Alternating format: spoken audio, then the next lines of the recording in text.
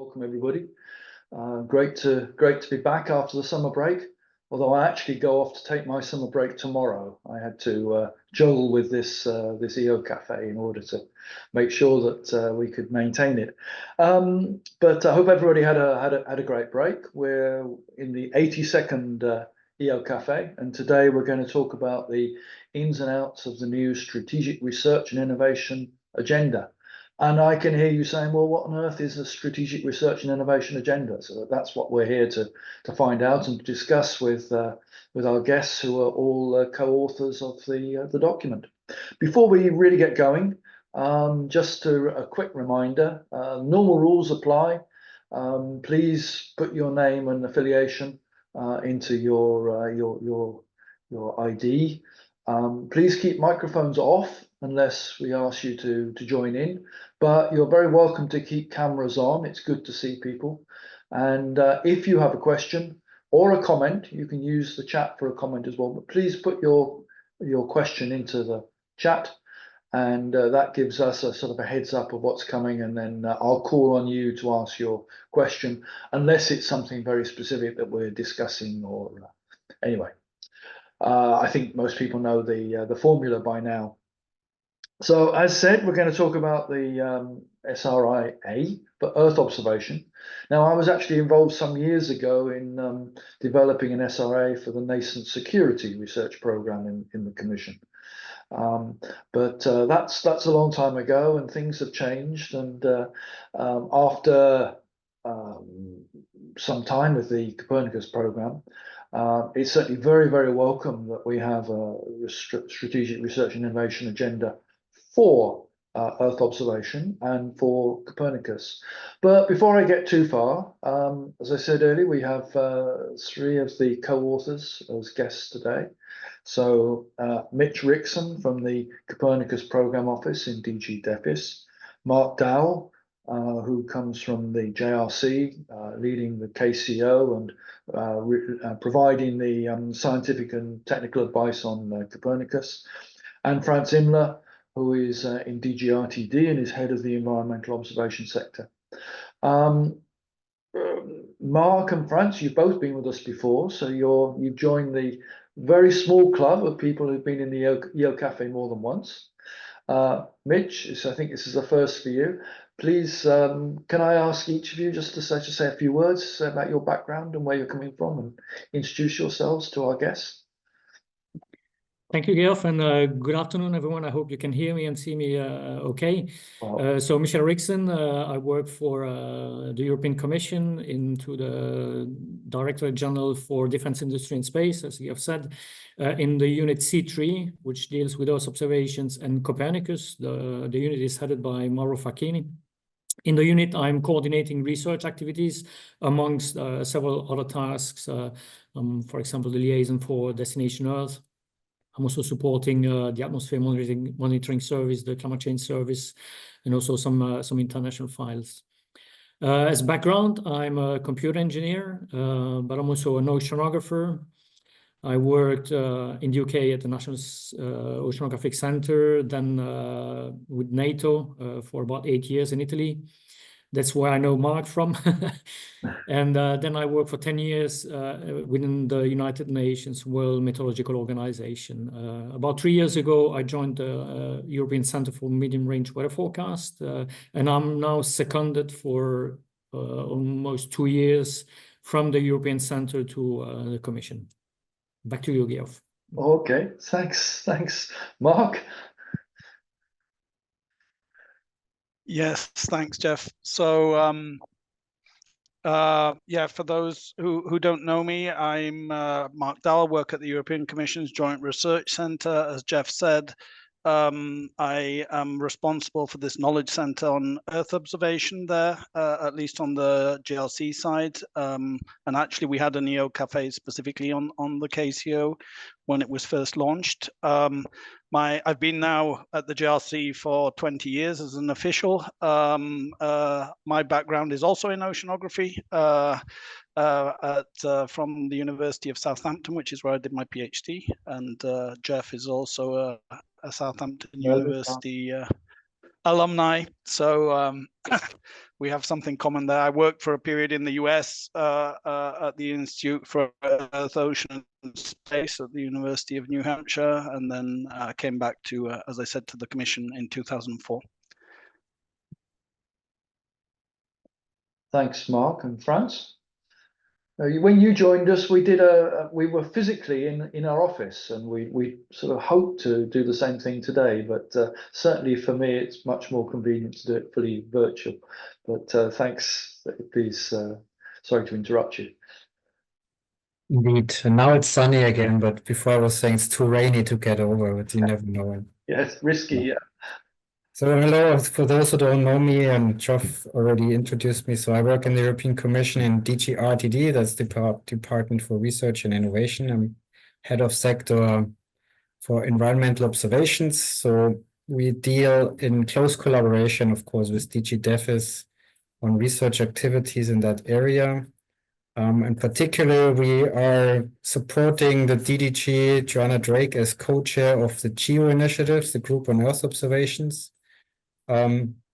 Which hopefully all of you know. That's an international initiative with 114 member states and participating organizations, etc., and many initiatives. So that's one area that absorbs quite a lot of our resources. One part of this is also the EuroGeo initiative that I hope also all of you know, which will hold a workshop in 1 month's time in Krakow. Where we probably see some of you, hopefully. And so that's the European branch of GEO. And apart from that, we have another close collaborations, including with the European Space Agency, ESA, where we coordinate our research programs. And I think that was what I was talking about last time, if I remember correctly. And of course, we also are very closely involved in designing and programming the Horizon program in this area, particularly in Cluster 6, where we have a small chapter that we can fill with interesting topics and hopefully get very useful, or are running a bunch of really useful projects. So I guess we'll talk about some of the clusters as we go on. Yes, and my background, if that's of any interest, I'm not sure. I'm not an oceanographer. I'm not even able to pronounce the word properly. I come more from the atmospheric side of things. I worked as a scientist in the Alfred Wegener Institute in Germany for quite a while, and at the German Meteorological Service before joining the Commission in 2011. Okay. Thanks very much. I guess in terms of the university, Mark, I predated you by some margin. So and talking about GEO, I mean, maybe we should have an update on GEO. We have had GEO in here. We had Jana join us must be about 2 years ago. So it might be interesting to get an update on GEO at some point. But today we're talking about the SRIA. This provides it's a strategic roadmap trying to develop some overarching guidance and strategy and framework for research and innovation in the field of Earth observation. It's seen very much as I understand it, and you can explain more, as informing the Copernicus program and the evolution of the Copernicus program. And in that respect, I think there were considerable inputs from the entrusted entities. Some of them may be with us today. And in fact, we had a discussion about whether we should home in on some of the future evolution goals, ambitions, intentions of the EEs. And certainly be interesting to have any comments on that from the audience as to whether that would be of interest. But this SRA will help bring Earth observation right across the framework program, and it will help shape the priorities, I think, in the next Horizon program, so from 2027, 2028 to 35. It seems to play a role in all 3 pillars of framework. That's something maybe you can comment on. And maybe that's where we could start by coming back to this sort of question: what is strategic research and innovation agenda? What's it intended to cover? And what does this new EO SRI contain? Mitch, maybe I can ask you to kick off on that and tell us about the SRIA. Thank you, Jeff. And yeah, indeed, strategic research and innovation agenda, as the name suggests, is to outline research priorities or research and innovation priorities. In our case, our SRIA deals with Earth observations in support of the Copernicus evolution. Copernicus is an operational program which builds on the backbone of EU-managed satellites, the so-called Sentinels, and those was also complemented with those contributing missions. So we have also third-party agreements to also leverage the other satellites that are available throughout Europe and elsewhere.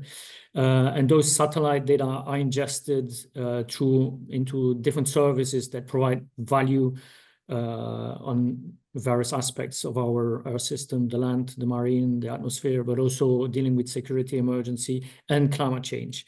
Should also mention that it's not the strict definition of Earth observations only pertaining to satellites, but in the SRIA, we took a broader definition of Earth observations, so also dealing with environmental observations. And that will also be an aspect I think that Franz will touch upon, because we thought that Earth observations is really covering, let's say, the broader set of observations that I actually need to deliver those services to respond to user requirements.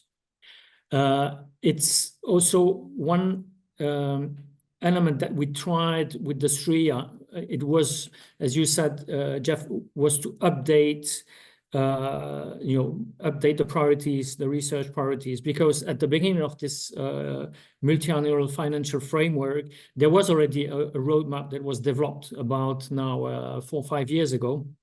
So we had budgeted through the Horizon allocation of something like 120 million. We have eaten up about 80 million of that already. And now we are trying to prioritize and develop the work from 25 and with the remaining part of that budget. But it was actually important for us to revise this roadmap because the context and some of the the new landscape has pushed us to revise that roadmap. In particular, because the technology has evolved, in terms of AI, HPC, big data management technologies, but also the political landscapes. Thinking about Ukraine. The COVID, the Brexit, but also new initiatives like Destination Earth. So it was actually quite timely, and I would say maybe even urgent to revise the roadmap, because you cannot think everything had like 7 years in front of you, and obviously you miss a number of things that you cannot anticipate. So it was very important for us to, at this kind of a midterm juncture into the MFF to develop that. So that's a first key point. The second key point is that we realized also that there were, besides our typical Copernicus evolution calls that are typically used to evolve Copernicus, and I think Franz will also elaborate on that. We also thought that there are plenty of other opportunities inside Horizon Europe that we can leverage across the entire value chain of Earth observations, but also across the entire range or spectrum of technology readiness level.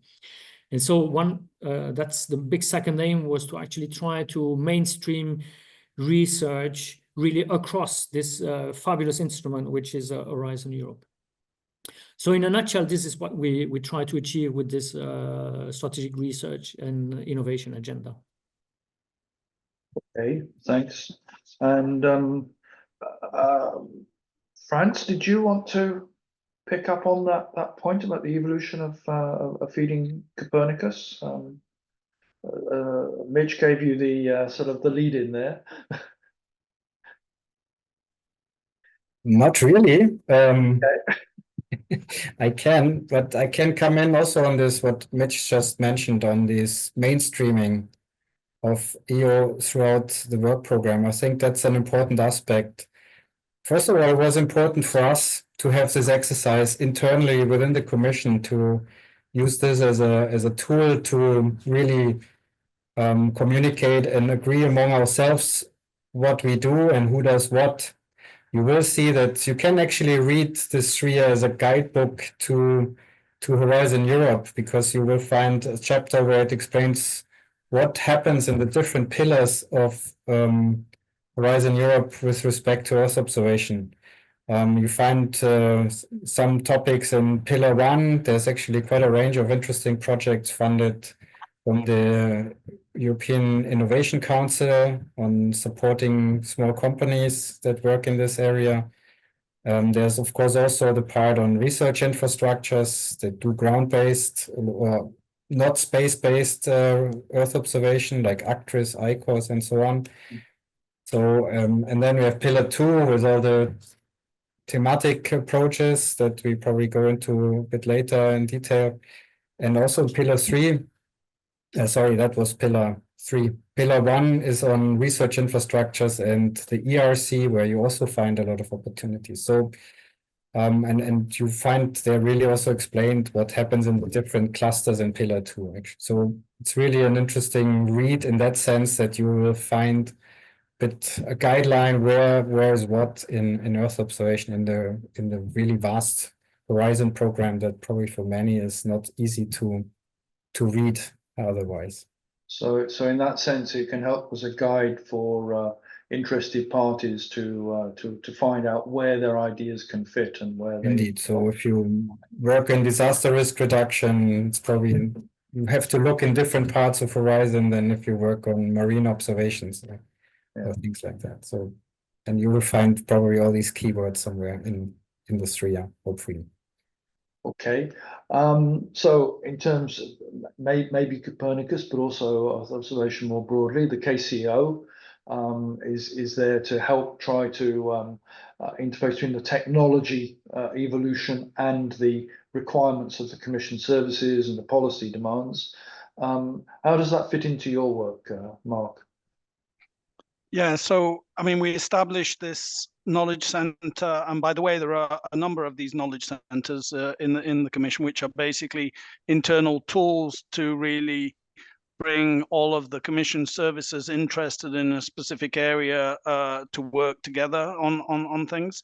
So, for example, there's one on cancer, there's one on food security, there's one on disaster risk management, and so we decided back at the beginning of this MFF that it would be good to establish one on Earth observation. Again, Earth observation, as Mitch said, in the broadest sense, so not just about the space-based observations, but really bringing everything in. We have 15 DGs that are on our steering group. So these, of course, there are kind of more DGs involved in implementation aspects. It's actually co-led with DG DEFIS, but also DG RTD and DG Connect. Although I'd say RTD, France, I think, has said this to me in the past, is both a kind of an implementer and a user of course, of Earth observation for its programs. And then there are all of the policy DGs that come with their own sectoral policies, and we address issues. So the knowledge center has two main pillars of work. The first is the one focused on policy uptake. So our ambition is to basically incentivize policy uptake in the Commission and make sure that Earth observation is increasingly used in implementing EU legislation. Work is really on research and innovation, with this ambition again to mainstream, as Mitch and Franz have said, as much as possible Earth observation across different aspects of the framework program, currently Horizon Europe. And I should mention, for those who weren't aware, that the Joint Research Centre itself is funded through the framework program. In fact, I think if you see this standard schematic of the three pillars of Horizon Europe, the Joint Research Centre is basically hanging off Pillar 2 at the bottom. And so it's our own role in our institutional work program at the Joint Research Centre to basically ensure that we work together with the policy DGs to if we think of the Earth observation aspects, the Earth observation is tailored, and there are tailored applications for their needs. So we're both kind of a part of that process of implementing the research budget, as well as we are working in partnership with the policy DGs to understand their needs. And the Knowledge Centre kind of brings that community all together. Okay.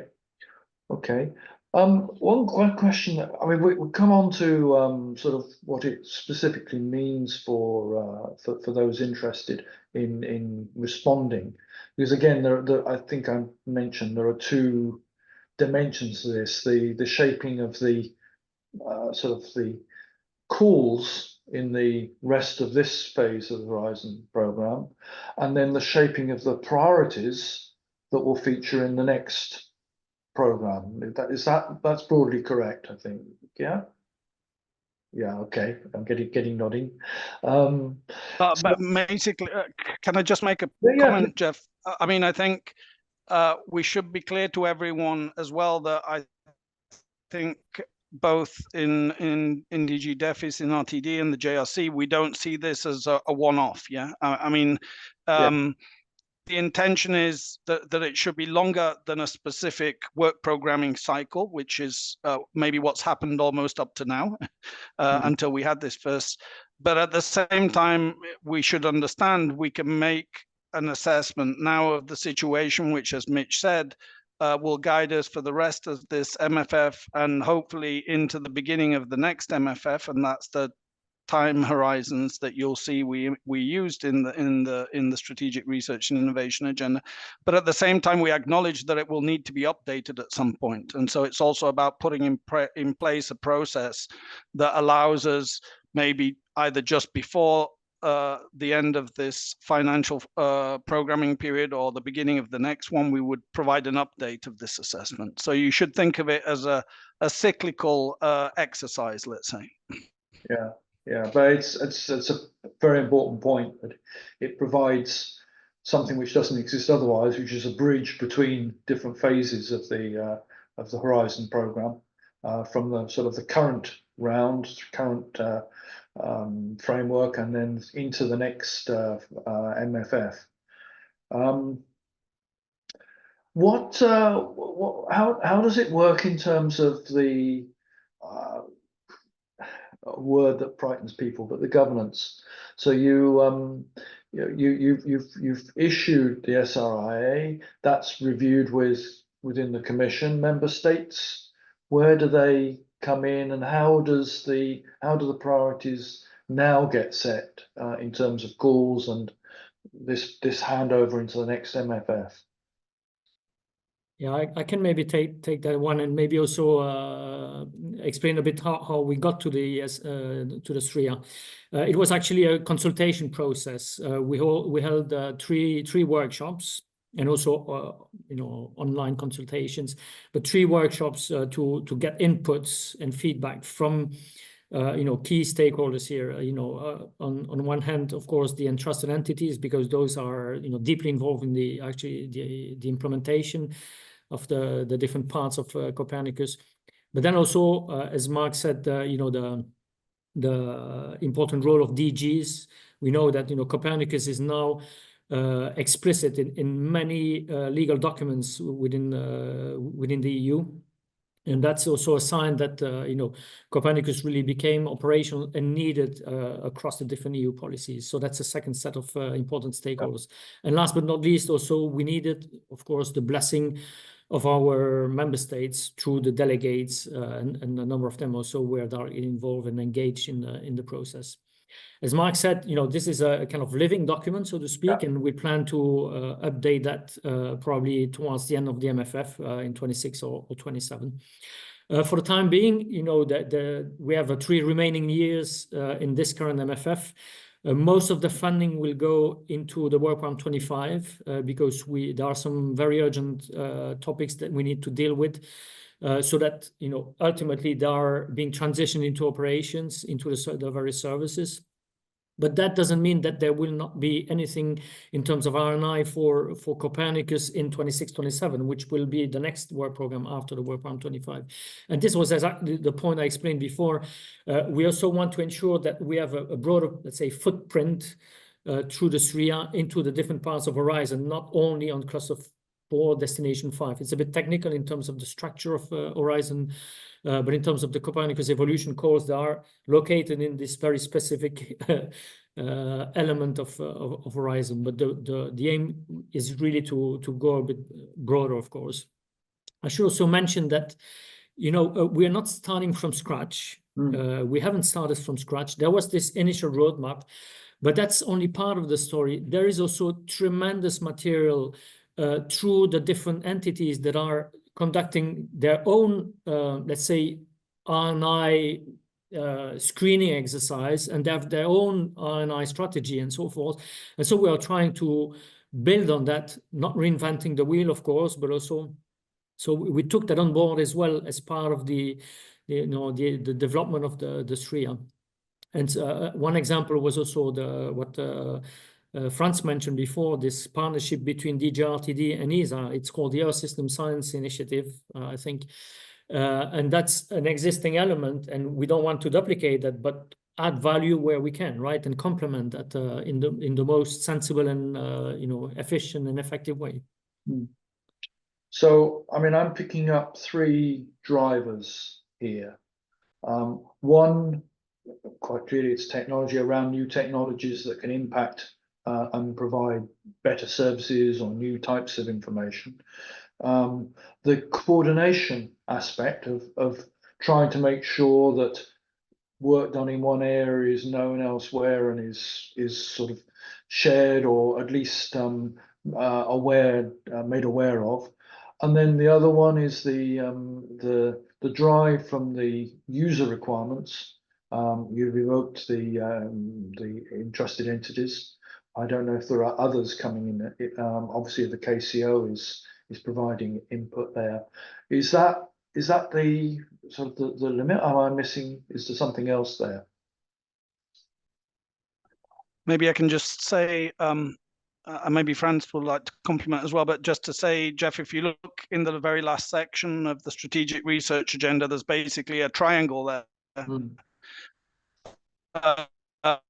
Which is basically showing between the needs kind of research and sustained services. And the idea is really we should be investing in research that is basically making linkages between that triangle. So linking, research policy needs, which is then fueling future the advancement of the state of the art of our operational services and all of these type of linkages to ensure as well that the research is really then transitioning into kind of a more operational and sustained context. So I think that's a very good framing on your side. That was kind of our intention. And in fact, we even propose various kind of, well, I wouldn't call them KPIs, but at least indicators that we may want to use in the future to evaluate the success of the implementation of the SRIA, which is exactly following those lines. And I think, I mean, I probably shouldn't say this myself, but I think that's one reason why organizing the consultations for this paper, for this initiative through the Knowledge Center was perfect, because it brings together the different communities. It brings together, of course, the policy context and the future. It brings in the entrusted entities and allowed us to engage as well with the ELTA program. Okay, thanks, Mark. You're breaking up a little bit, I'm afraid, but I think it was just about able to follow what you were saying. I would add also, I guess, running across all this of interest for Earth members is the global competitiveness, the industrial competitiveness element, which of course is a central part of the Horizon program. Talking about partnerships, you've mentioned a couple of times now the ESA partnership, but Emmanuel Mondon is asking about another partnership in the question. Maybe it would be a good time just to bring Emmanuel into the discussion and bring that question up. Emmanuel? Yes, good afternoon. Do you hear me? Yep. Yeah. Thanks, Jeff, for picking up my question. I noticed earlier this week that there was a memorandum of understanding signed between the European Commission and Space ISBL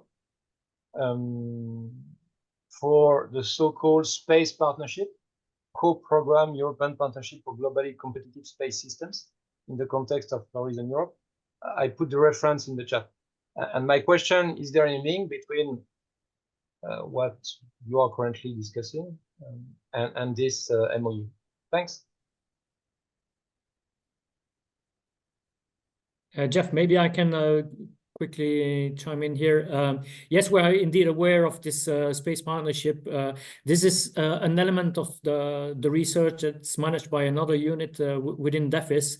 It's more on the technology side, as you can guess.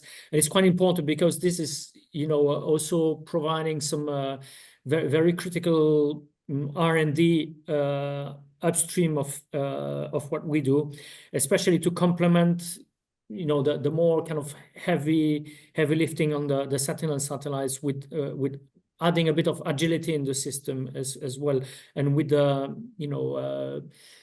potentially breakthrough ideas in terms of new sensors, for example, very high resolution optical sensors, or new brand new payload systems and technologies that could include, for example, onboard or ground processing technologies such as AI and so forth.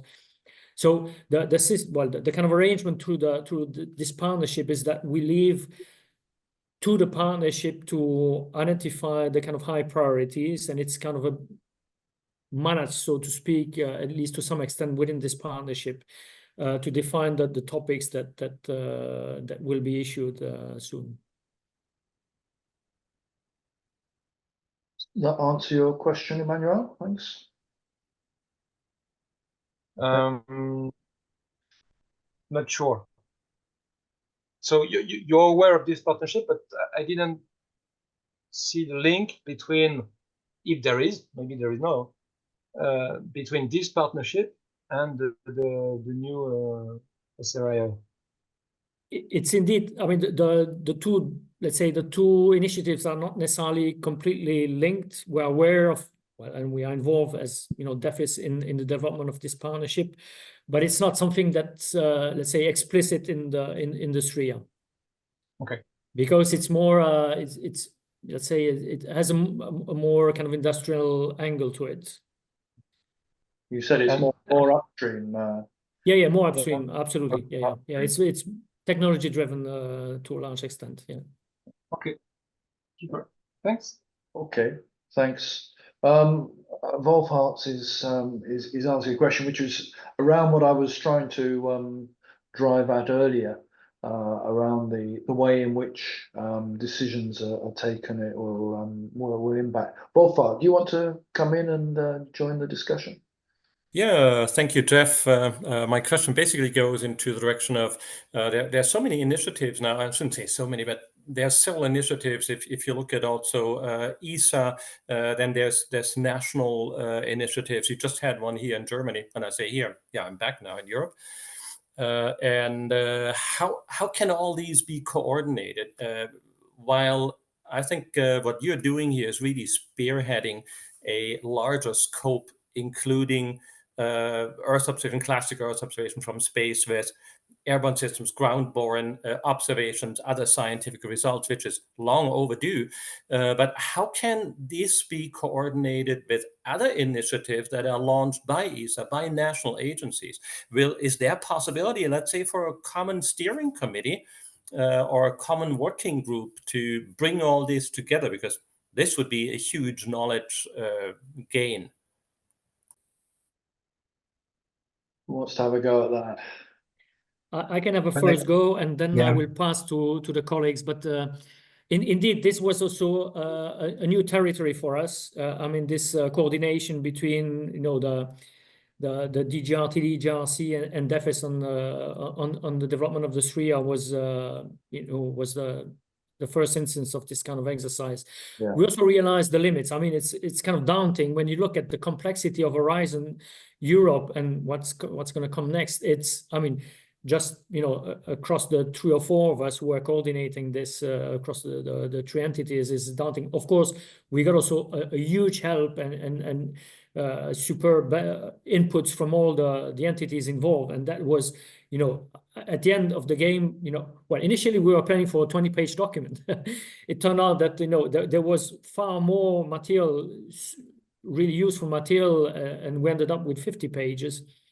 Now, this is, you know, just the first time we're doing it. And we have also, you know, in terms of governance or organization, we have to also probably to institutionalize this a bit, this exercise. And I wanted to pass the floor to Mark, because we have the idea to establish some sort of science service, which would be actually, you know, a more formal way on how we would conduct these regular exercise of looking at gaps, looking at user requirements, look at technology opportunities, look at service needs and evolution, and put all that together, not only from a European, you know, Commission, you know, perspective, but also look at all the other initiatives, like you mentioned, Wolfhard, the national initiatives or other international organizations.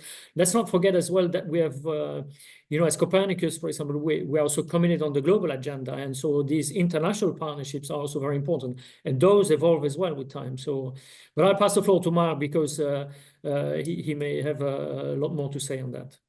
But maybe I think, I don't know, Frans, if you want to say something as well first on the relation with ESA, because I think that has some links as well to what Wolfram was asking, and how you coordinate that, because that also comes, of course, from ESA's institutional research program. So maybe well, that's one aspect, but I understand your question, Wolfhard, also a bit broader, and how we coordinate various initiatives that are happening at national level and European level. And then in the box, you also ask about in situ measurements and how we bring all this in. And indeed, that's a bit the aspect that we are trying to bring into the SRIA.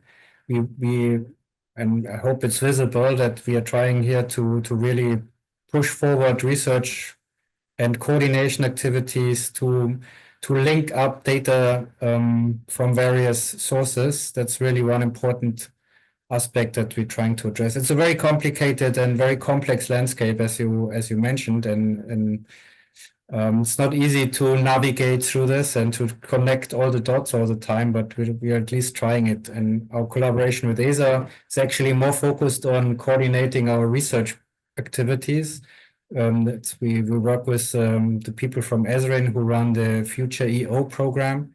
So they run research activities on the side of exploiting the existing satellites mainly, and developing products for various services also, or other applications. And this is really about coordinating and also to really join forces, because we work a bit more on the more downstream part, partly on the service development, applications, user-tailored services. And I think the 2 programs are quite complementary. And here we really coordinate first on the programming side, and then also encourage the projects to collaborate closely, so that we really take advantage of synergies rather than duplicating the various activities. Then France, I mean, RTD is also the lead towards GEO, which is another international player in this space.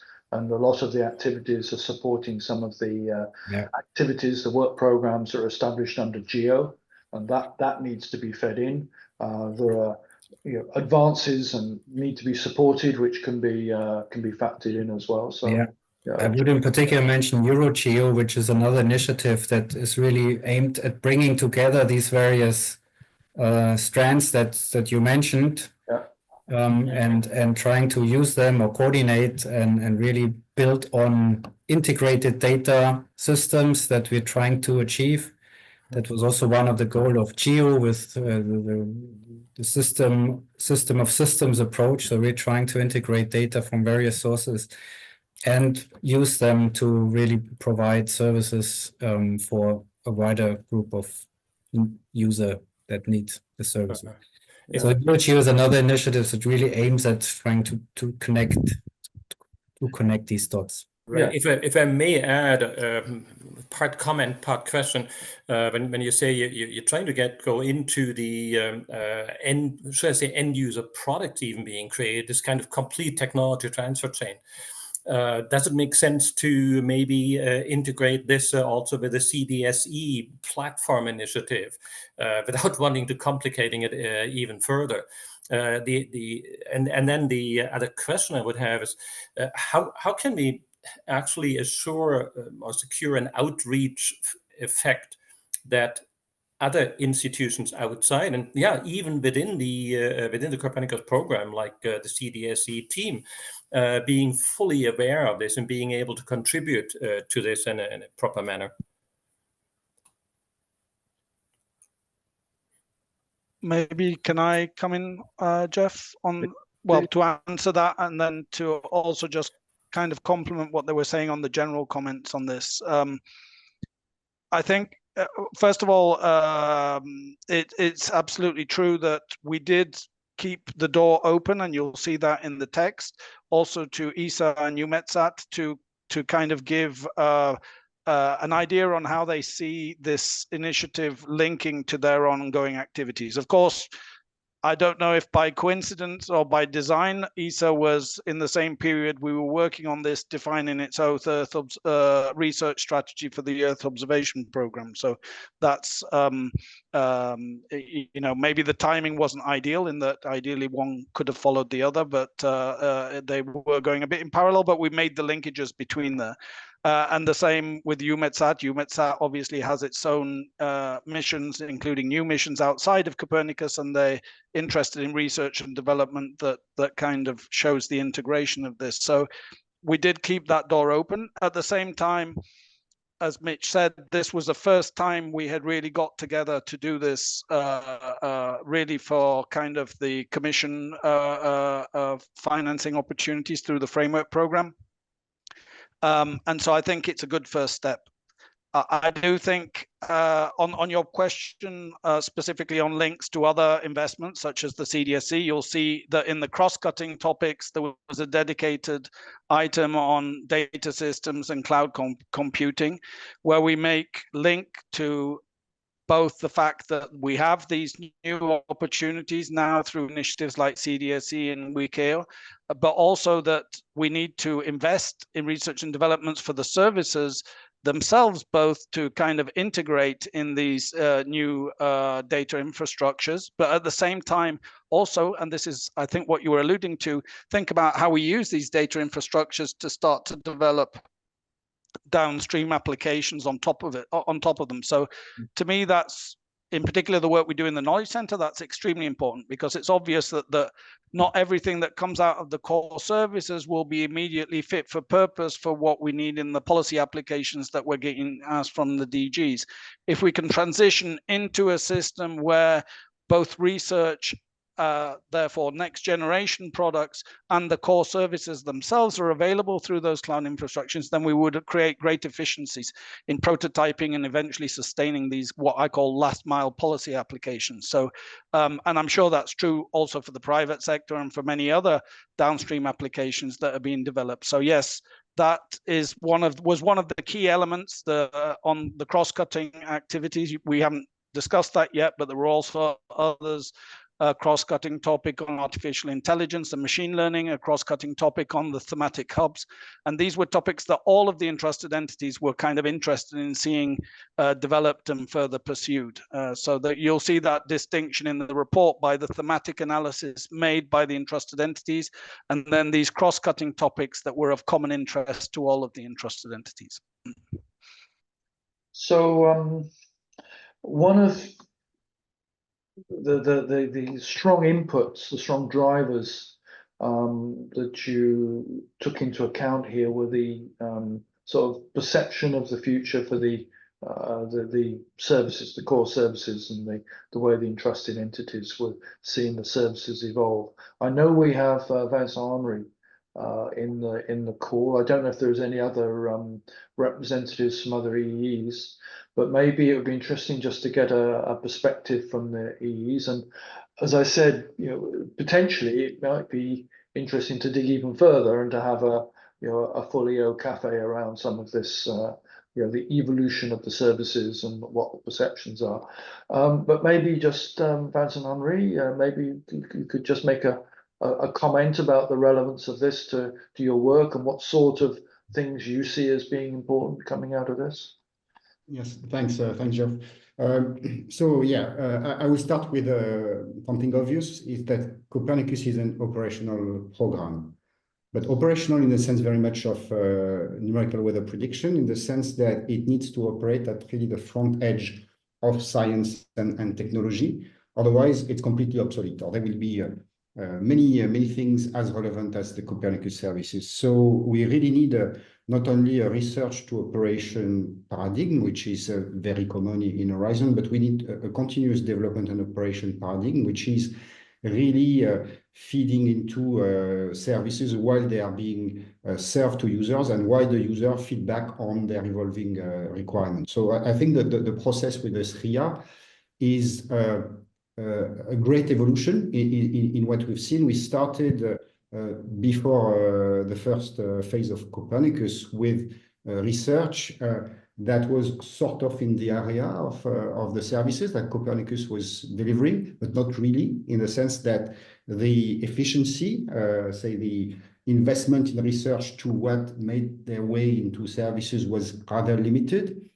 We had a second phase with this long-term plan that Mitch mentioned, which was already good, and I think the SRIA is even better. So it's capturing. It's also more agile. So capturing some evolution that come with a timescale which is less than 7 years. So if we think of the space segment only, okay, there are issues with launches. There is new space with new instruments, new capabilities that come into play, and maybe we are not foreseen 2 or 3 years ago. There is a data platform and data infrastructure, as was just mentioned by Mark, and there are many things which are disruptive in the good sense of the word, and there are things like artificial intelligence, which for me the only equivalent is the advent of computers in the 80s.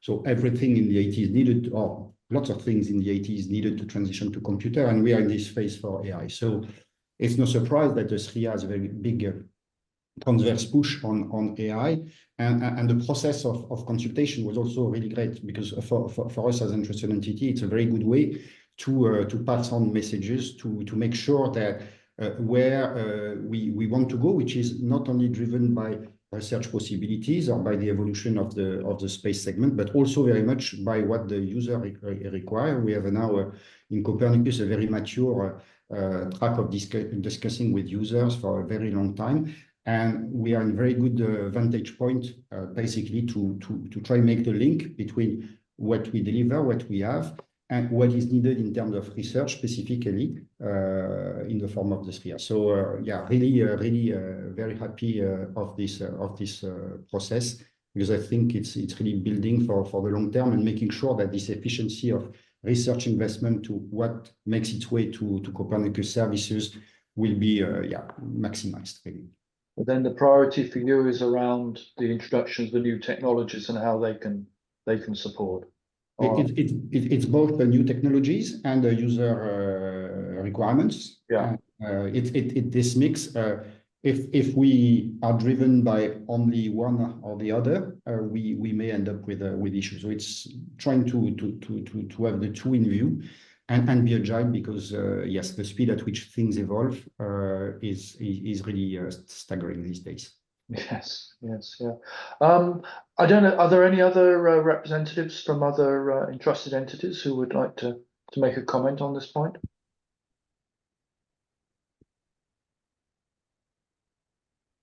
No, okay. Maybe while colleagues are thinking about that, just one point to follow up from Vincent, Jeff, which is that I think one thing that was clear in the context of doing this is, for example, a common message that came up time and time again was on, if you look at the midterm priorities across all of the services, was kind of the preparations for making use of the expansion missions, which will be coming, start launching in the next years. And so, although maybe we didn't put as much focus in the SRIA, also because, by the way, there are other strategies that address this on kind of the space segment evolution and things like this. There's actually kind of the uptake, the internal uptake inside the program of that space program evolution in the service implementation. And what we did point out is that if you look at, I think, section 2 or 3 of the document, is that there's almost like a cascade. You know, we identify new needs and emerging needs that come up, and we first look at, you know, can we do the services address this, or do we need evolution? If we need evolution, what research do we need for that evolution? But if the gap still remains at the level of kind of the ground segment, then that may mean that actually what we need is an evolution in the space segment. And so that then becomes a recommendation, maybe not so much for the research program, but more to think about either research programs in the agencies, either in ESA or the member state agencies, or recommendations that would be in the long-term kind of planning for the space segment in Copernicus. So yeah, the space segment is kind of dealt with, I would say, in that way, in a sense. Thanks.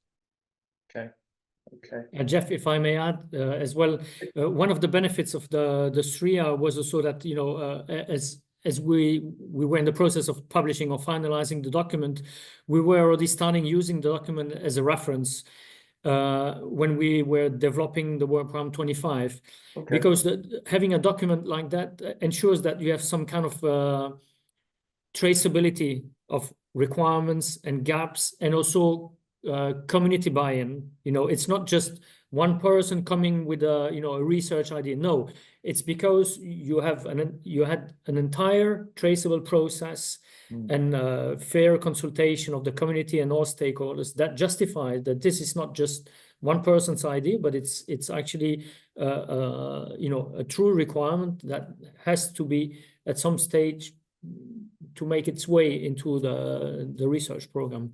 And this is, you know, it really proved useful to that effect, because it's the way we can ensure that this is, you know, a well-managed process at the end.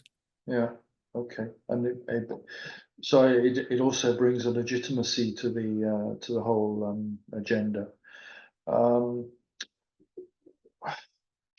What we was sort of a comment earlier about the different clusters within the Horizon program and the way that those work in. We said that maybe we could come back to talk about that further. I'm not sure if that's sort of going down a rabbit hole, but where are the key priorities that you see? I think in the end of the document, you've got a lot of the ideas there. Where do you see the key priorities being? Broad question, I know.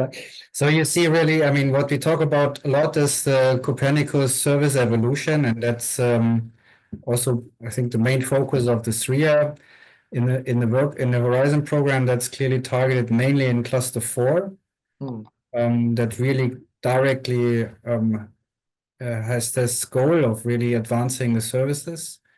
But there's more to that, what we need to do. First of all, we need to also, because the services reach a certain level, but we may need additional, the last mile to the end user work, and that we try to address in cluster 6 with respect to, for example, we have this year a topic on pre-commercial procurement, where we bring the procurers in, so really the user side, to define what they need and do further research really tailored towards these end users.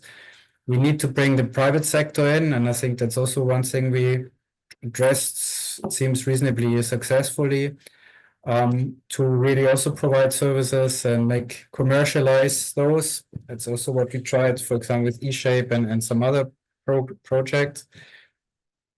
And then one aspect that you mentioned earlier is geo. So we look at also the international dimension, trying to support international collaborations on the use of Earth observation, and feed into, for example, the GEOS initiatives that work in an international level, and really use this as a pathway to derive services that reach an audience even beyond Europe. So I think these are other aspects, and this is also addressed in cluster 6. You will see it mainly, but you find things related to climate also in cluster 5, things related to disaster risk reduction in cluster 3.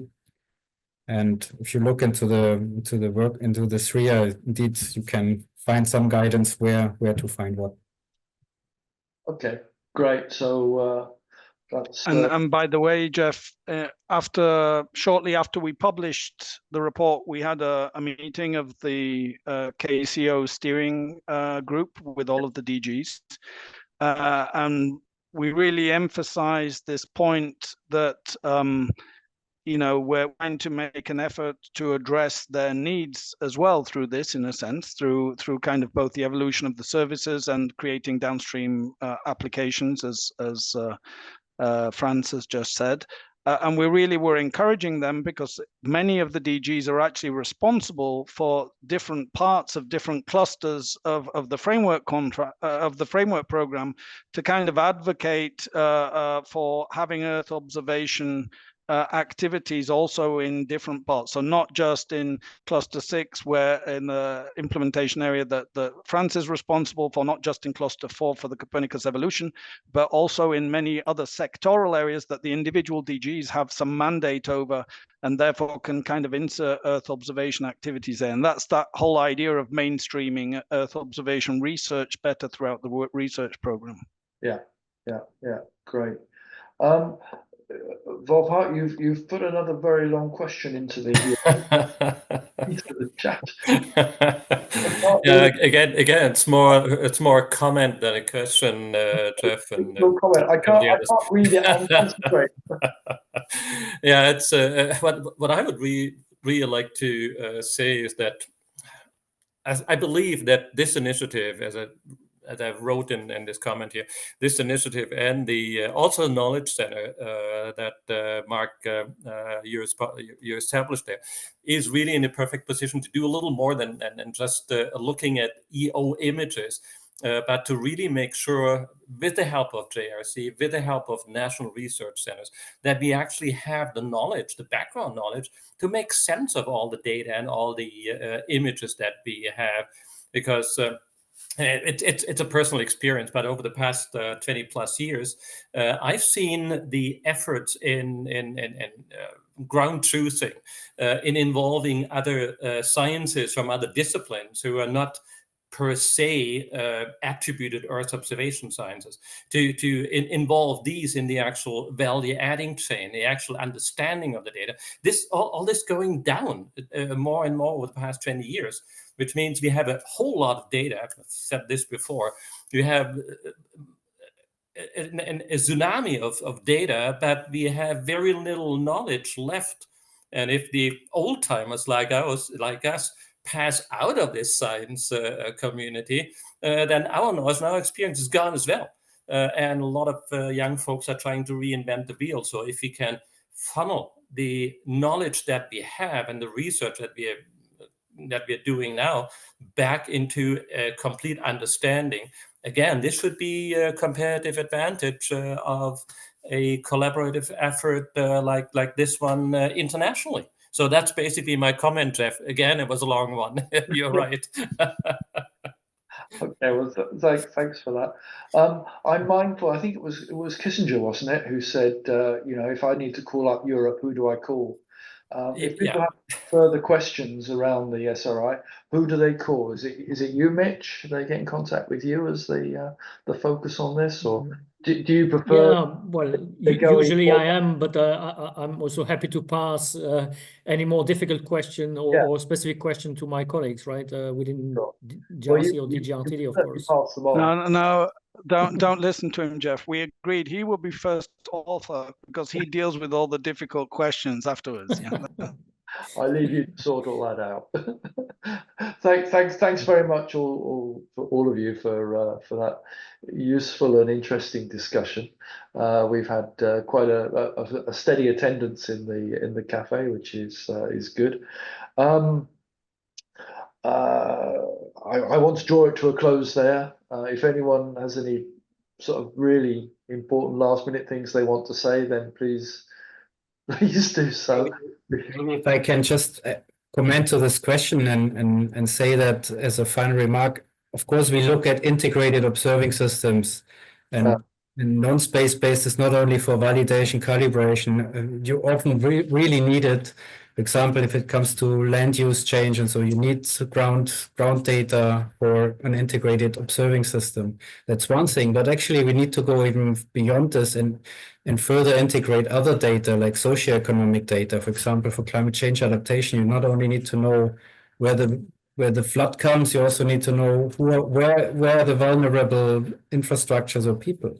And so you need to really integrate all this information to deliver the best possible insights and services and forecasts. So, and there's where I believe that artificial intelligence also comes in a lot. That helps us, making sense of all these huge amounts of different information sources. Yeah, and I think that's been be the challenge for the next years, or one of the big challenges. Yeah, definitely. It has been important and will be important. Okay, well, thank you again. Everybody take note of who to call or who to write to. I'll draw it a close at that point. We talked about geo. Frans mentioned EuroGeo. We have the EuroGeo workshop coming up, 8th, 10th of October. There are a few places left, but it's getting very tight. So if you want to attend, you should jump in and register quickly. Be delighted to see you there, and it should be it's the first. Well, it's the first EuroGeo workshop organised in this way, and it should be quite a significant event. The next EOcafe will be in 2 weeks' time. We're talking about nature and biodiversity and the policy work in the Commission about restoration and the plans that member states are drawing up now as to how to restore nature. And we'll obviously be talking about the relevance of EO to that activity. That will be in 2 weeks' time on the 26th. Normal time, normal place, and hope to see you all there.